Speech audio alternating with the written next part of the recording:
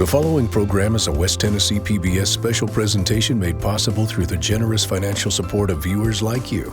Please visit westtnpbs.org and make a donation today so that we can continue to make local programs like this possible. Thank you.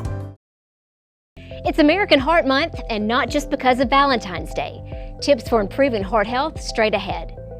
Tooth decay remains the most common chronic childhood disease, but it is largely preventable. Dental hygienist Kristen Boddifer joins us in the studio with oral health care tips for parents and information on the school-based dental health program. And finally, severe weather season is approaching. Experts weigh in on how you can be best prepared. Our health. Children's health. Senior health. Family health. Healthy eating. Healthy living. This is Channel 11 Checkup with Ginger Rousey from the Jackson-Madison County Regional Health Department. Hi, I'm Ginger Rousey. Thank you for joining us for this edition of Channel 11 Checkup, a show that focuses on the health of our community. In this show, we'll provide education and resources on health and wellness issues facing West Tennesseans. But first, here are some health headlines. February is American Heart Month, a time when all people are encouraged to focus on their cardiovascular health. Heart disease remains the leading cause of death for men and women in the United States. In 2022, 1 in every 5 deaths in the U.S. was caused by heart disease. High blood pressure is a leading cause of heart disease, and nearly half of U.S. adults have high blood pressure, which puts them at risk for both heart disease and stroke. Working with your healthcare professional, you can plan a healthy lifestyle which can help keep your blood pressure in a healthy range. Here are a few general guidelines. First, eat a healthy diet. Choose foods low in trans fat and sodium. Most people in the U.S. consume more sodium than recommended. Everyone aged 2 and up should consume less than 2,300 milligrams of sodium per day. That's about a teaspoon of table salt. Adults age 51 and older, African Americans of all ages, and people with high blood pressure, diabetes, or chronic kidney disease should consume even less than that, only 1,500 milligrams of sodium per day. It's also important to get moving. Staying physically active will help you control your weight and strengthen your heart. If you're not already active, try walking for 10 minutes, 3 times a day, 5 days a week. And finally, take your medications. If you have high blood pressure, your healthcare professional may give you blood pressure medicine to help control it. It's important to follow your healthcare professional's instructions when taking the medication and to keep taking it even if you feel well. In other news, a recent advisory from the U.S. Surgeon General's office addressed the growing body of evidence about alcohol's harmful health impacts, including its direct link to cancer. According to the statement, alcohol is directly responsible for approximately 75,000 new cancer cases and nearly 19,000 cancer-related deaths annually in the United States. Alcohol consumption has been identified as a risk factor for at least 7 types of cancer, including breast, liver, colon, and esophageal cancers. Cancer risk increases with the amount of alcohol consumed over a lifetime, and the report shared findings that even light to moderate drinking can contribute to cancer risk. And finally, February is National Teen Dating Violence Awareness and Prevention Month. This is an issue that impacts everyone, not just teens, but their parents, teachers, friends, and communities as well. Nationwide, youth aged 12 to 19 experience the highest rates of rape and sexual assault. Studies show that approximately 10% of adolescents report being the victim of physical violence at the hands of an intimate partner during the previous year. Everyone can make a difference by reaching out to young people in simple ways. Talk with your children or the teens in your life about the warning signs of dating abuse, such as intense jealousy, excessive calling or texting, and isolation from friends, family, or activities. You should also make a point to discuss the characteristics of healthy teen relationships, such as mutual respect, trust, and honesty. February is National Children's Dental Health Month, a great time to promote the benefits of good dental hygiene and the importance of oral health in children. Here to share more is dental hygienist Kristen Bodiford with the Health Department's school-based dental health program. Kristen, thanks so much for being here. Thank you for having me. So your workspace looks a little different from a typical dentist office. So It does. tell us a little bit about the school-based program. Okay, so we work in the schools, and we work on students ages pre-K through 8th grade. So we go to all the elementary and middle schools in Madison County. So we set up in a room inside of a school. Somewhere in a school, you'll Somewhere set in a up, school. and you go from school to school throughout the school year. We do. Specifically, what services are you offering? So we are offering a screening and sealants, which are really important to protect the teeth from cavities, and fluoride. And then additionally, if a student has a cavity that we see, we can place a liquid called silver diamine fluoride on the tooth to prevent the cavity from getting worse.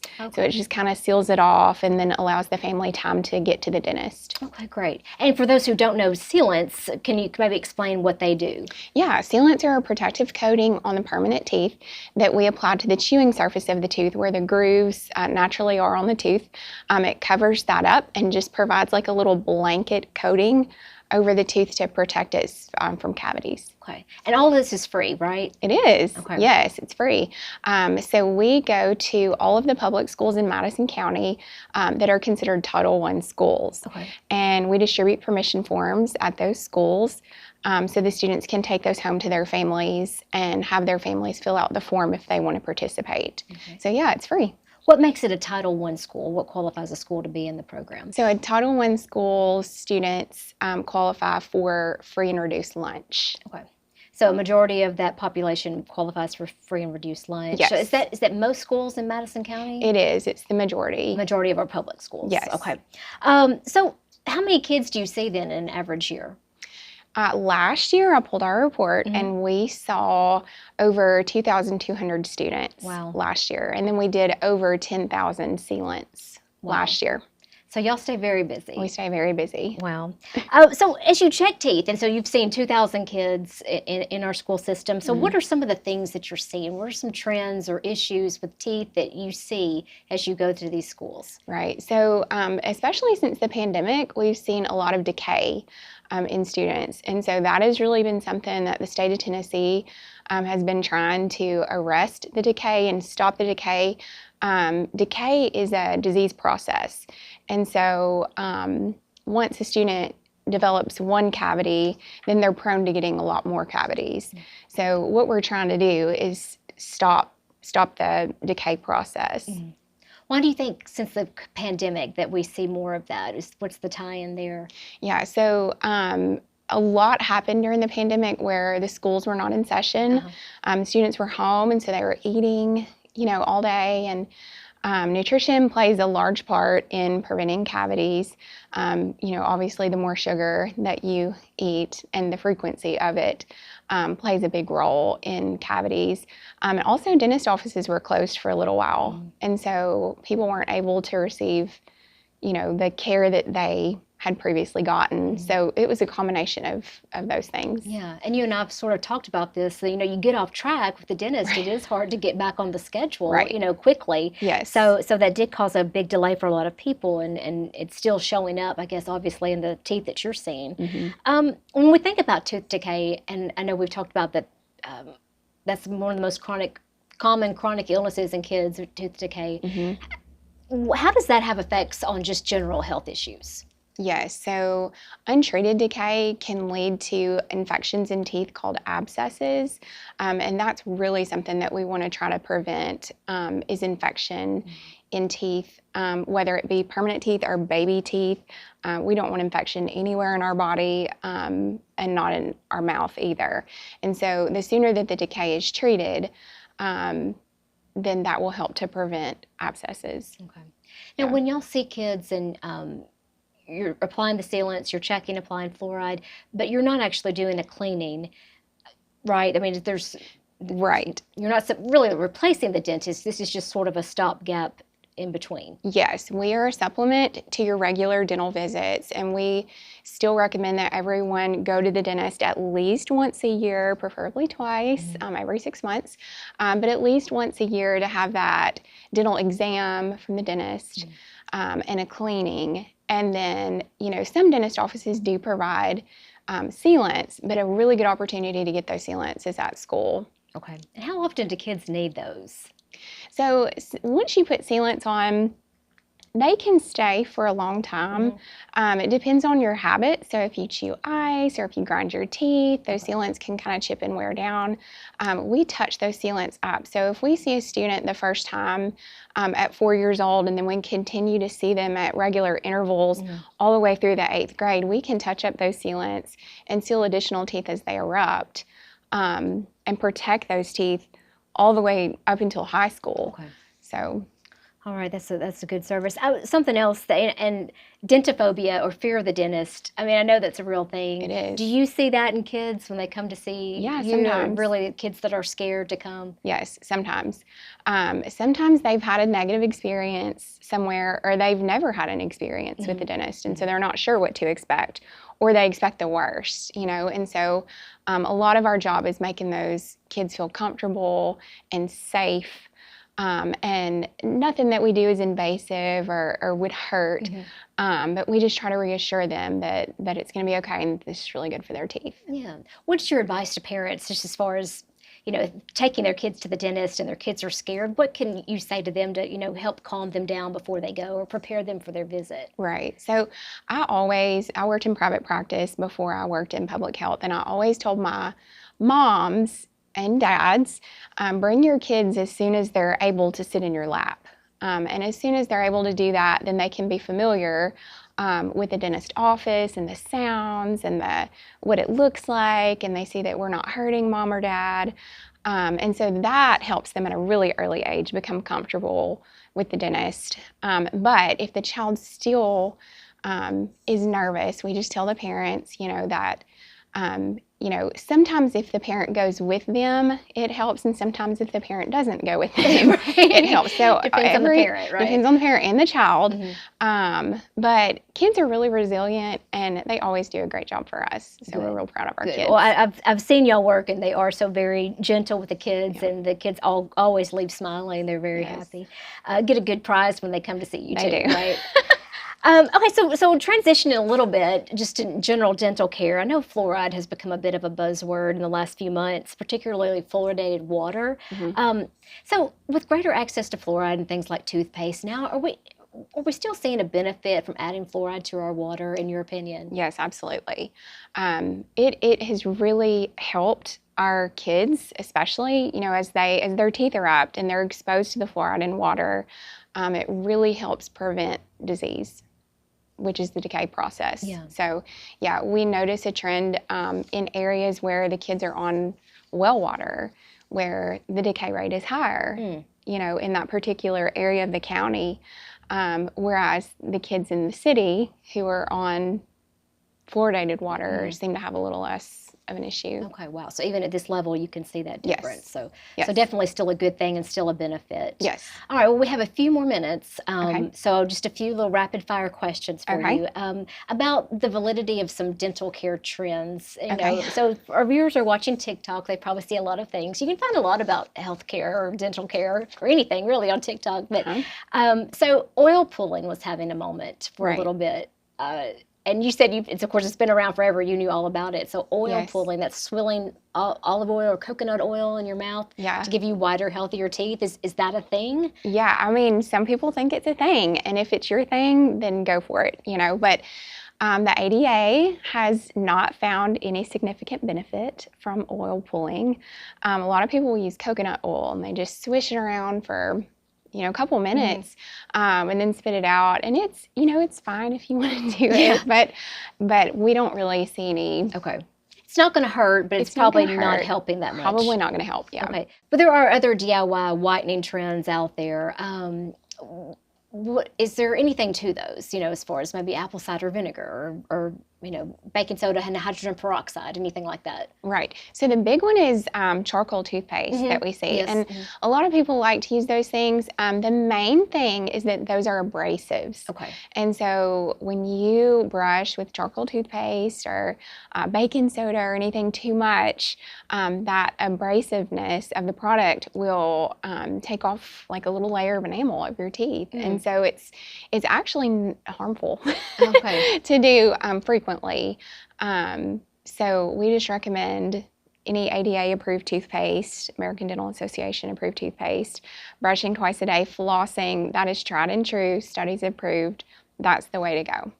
So no easy methods here. It's just no the quick tried fix, and true. just tried and true. Okay. Well, some good advice and good things to keep in mind, especially as you're thinking of your own oral health care. And for parents who have kids in the school system and want to take advantage of your program, you'll be coming. We're here in February. What school are you at currently? So right now we're at Lincoln Elementary, and then after we complete Lincoln Elementary, we will move to South Elementary. And then we have a couple more schools that we need to do this semester. Okay. We have about 20 schools in total, and then we do about 10 schools in one school year, and then 10 schools in the next school year. Okay. So we go to the schools every other year. Gotcha. And permission forms get sent home, and there are announcements made, so parents Correct. can sign up for that free service. Yes, absolutely. Thank you so much, Kristen. Thank you. In honor of Black History Month, we wanted to recognize historical African American public health icons who have shaped the field of public health and continue to influence the work at health departments across the country. First up is Dr. William Hinton. The son of former slaves, Hinton became the first African American professor at Harvard University in 1949. He was also the first Black writer to author a medical textbook. In his years of research, Hinton became an expert on the disease of syphilis and developed a highly accurate detection test that was adopted by the U.S. Public Health Service for many years. Dr. Charles Drew is known as the father of the blood bank. As a surgeon and medical researcher, he studied the field of blood transfusions, developing improved techniques for blood storage and establishing large-scale blood banks early in World War II. This allowed medics to save thousands of Allied forces during the war. He also invented what would later be known as bloodmobiles. Dr. Marilyn Hughes Gaston was the first African-American woman to direct a public health service bureau. In 1986, she published a groundbreaking study that proved that babies should be screened for sickle cell disease at birth so that preventative penicillin could be given right away. The study resulted in congressional legislation to encourage and fund SCD screening programs nationwide. Within 1 year, 40 states have begun screening programs. Her work resulted in a significant reduction of cases and deaths in young children here in the U.S. and around the world.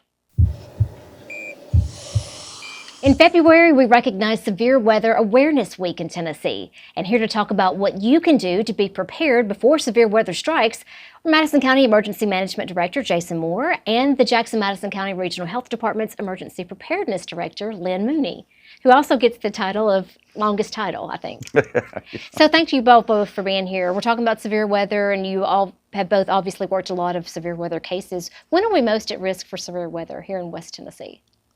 Well, for me personally, it's year-round. I don't believe we've ever had a month that we didn't have some type of severe weather. Or a threat of severe weather. I mean, sometimes it can get 80 degrees in January. We've had it. So I think we've had a tornado in December and certainly in February. Yes, so absolutely. Those are your coldest months of the year, and we've still had severe weather. So year-round. And when I think severe weather, I think my mind goes to tornadoes. Probably a lot of people do too who lived around here, but there's a lot of other threats to be aware of, right? Sure. Massive flooding. Me and Lynn have worked several EOC activations where just wind damage and flooding was a big deal. We've taken on a lot of damage from that. Yeah. Well, I know we kind of tend to become numb to like these severe weather preparedness messages, and we hear them over and over, but then it happens to us, and that makes all the difference. So as someone, Lynn, who's been deployed to a lot of different emergencies, what would you like people to know so they would be better prepared? Pay attention to, your local forecast, your local news outlets. They're telling you sometimes days in advance to prepare for those kind of events. Take those a little bit serious, especially, when the peak times for severe weather, like Jason said, January, February is a pretty big peak time for us around here, but pay close attention to those news outlets. Mm-hmm. Any thoughts you had on that, Jason? You know, just and you hear this all the time on TV. You know, the whole turn around, don't drown thing. I mean, if it's not necessary to be out, Yeah. I mean, there's a lot of flooding going on, and we have to do rescues when really that could have been unnecessary. Yeah. So staying off the roadways and you know, just your normal being prepared. Yes, using some good common sense. Lynn, you brought up the communication aspect and paying attention. I mean, I know we have more ways than ever before to communicate, but in some ways it's maybe hurt us a little bit about getting our messages out. I mean, what has your experience been as we've moved into the social media era? There's a lot of misinformation out there. Absolutely. Know your source. You know, get reliable sources to rely on. You need to have multiple outlets. Don't just rely on one. Multiple sources to get, especially severe weather alerts, because those happen quickly. They spin up fast. You may not only have but minutes to prepare when those warnings come out, but so have multiple ways of getting alerts. Yeah.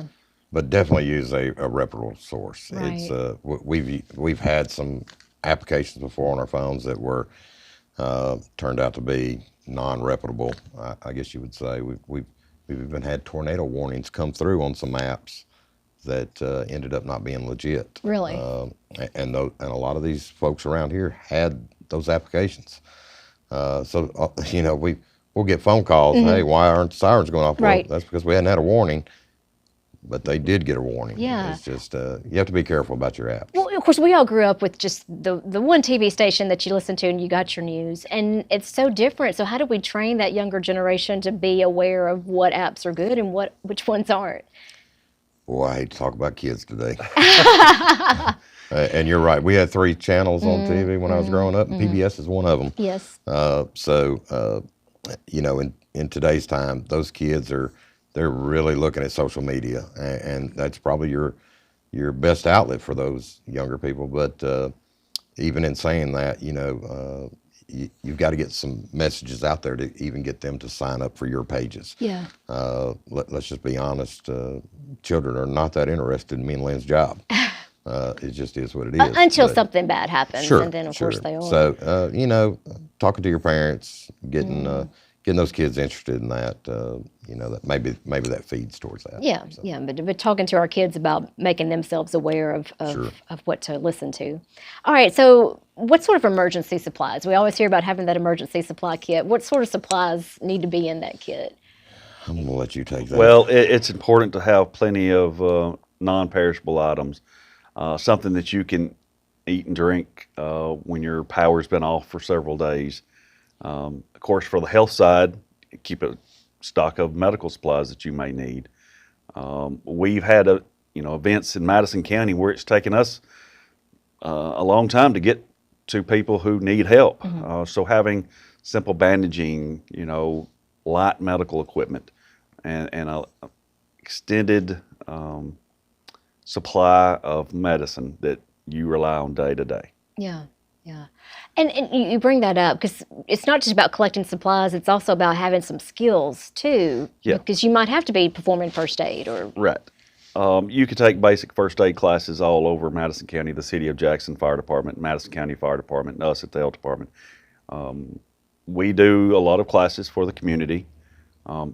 Those classes you can take online now. So there's ways that you can go to American Heart Association and take those classes just to familiarize yourself with basic first aid skills.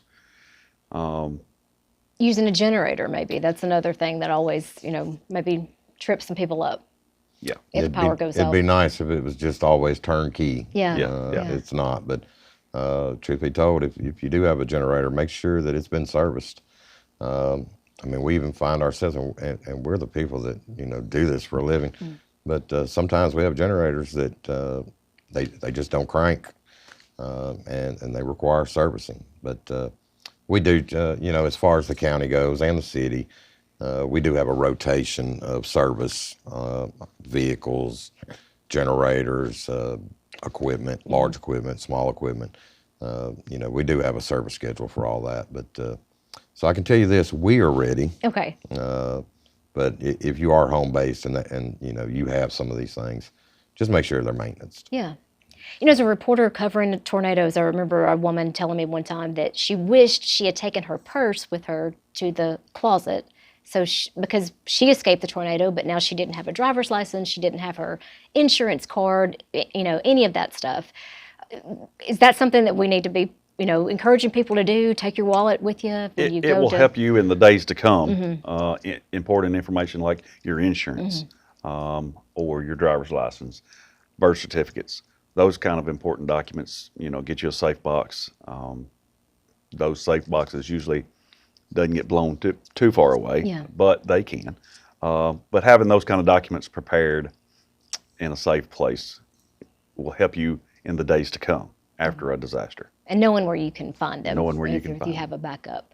All right. Well, I know we've got, like we said, Severe Weather Awareness Week coming up, and we'll have some activities involved with that. But thinking about tornadoes, maybe specifically, is there a place to go if people don't feel comfortable at their home?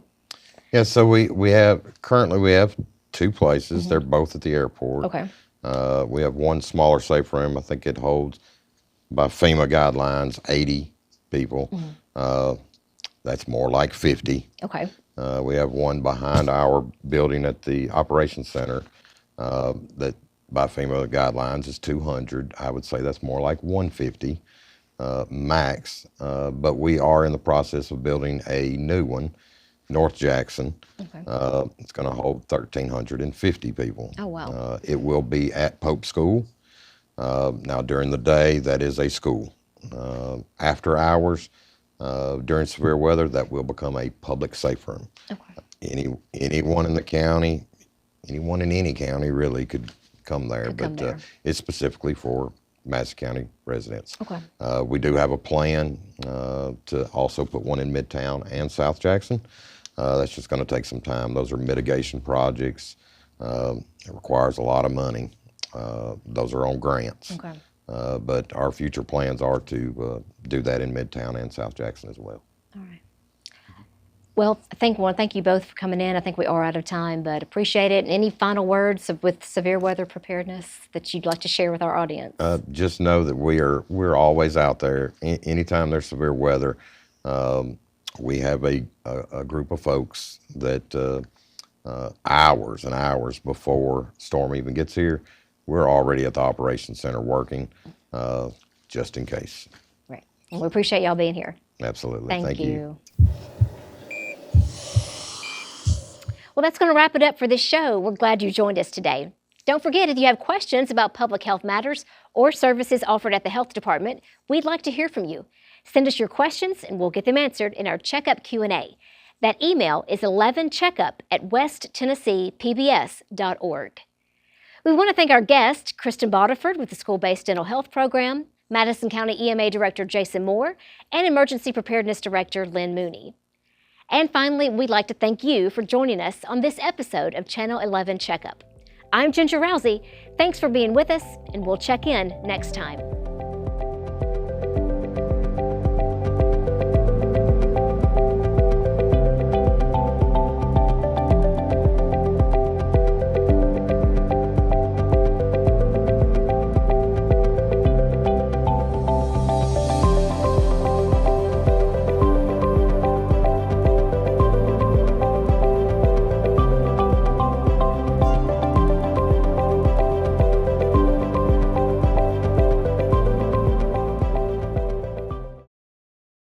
The program you've been watching was made possible through the generous financial support of West Tennessee PBS viewers like you. Please visit westtnpbs.org and make a donation today so that we can continue to make local programs like this possible.